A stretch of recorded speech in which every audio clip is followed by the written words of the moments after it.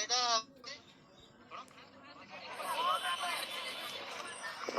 ଯେ ଆମେ କହିଲୁ ଆପଣ ସେଠି କାହିଁକି ଏଡମିଶନ କରୁଛନ୍ତି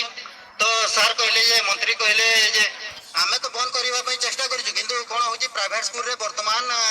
ଗଭର୍ଣ୍ଣମେଣ୍ଟ ରୁଲ ଅନୁସାରେ ଟ୍ରେନ୍ ଟିଚର ଦରକାର ଏଣ୍ଟ୍ରାନ୍ସ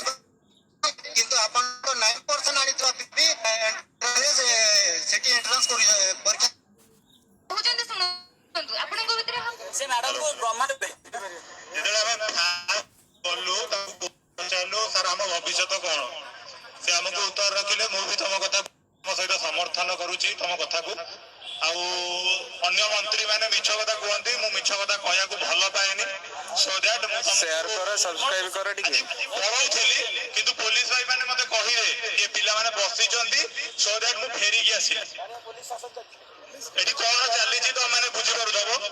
ତାପରେ ଯେତେବେଳେ ପଚାରିଲୁ କି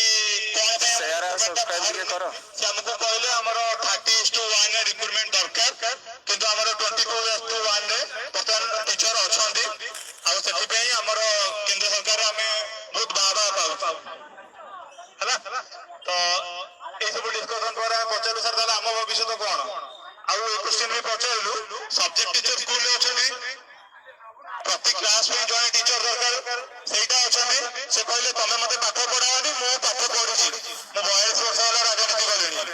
ଆଉ ମତେ ବହୁତ ଭଲ ଜବ୍ 3,000 ଟଙ୍କା ମିଳୁଛି ଯେ 3,000 ଟଙ୍କାର ଚାଷ କର ଆମେ କ'ଣ ସିଟି କରିଥିଲୁ ଚାଷ କରିବା ପାଇଁକା କିଏ କହିଥିଲା ସିଟି ତମ ଭିତରୁ କିଏ ସିଟି କରିଦେଲା ଚାଷ କରିବା ପାଇଁ ଟିକେ ହାତ ଦେଖିଲ କେହି କରିନଥିଲ ଆମେ ବି ଆପଣମାନଙ୍କ ସହିତ ଠିଆ ହବୁ ଆପଣମାନେ ଆମ ସହିତ ଠିଆ ହେବେ ତ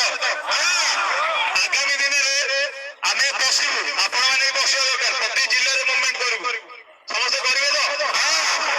ଖାଲି ହଁ କହିଲେ ହବନି ଗୋଟେ ସଂକଳ୍ପ ନେବା ଦରକାର ଆଗାମୀ ଇଲେକ୍ସନରେ ଆମେ ତାଙ୍କୁ ଦେଖେଇବା ଦରକାର କି ସେ ତାଙ୍କ କଥାରେ ଆମେ ଚାଲିବାନି ଆମେ ଏଗ୍ରିକଲଚର ଟ୍ରେନିଂ ନେଇନି ହେଲା ଆମେ ଏଗ୍ରିକଲଚର ଟ୍ରେନିଂ ନେଇନି ହେଲା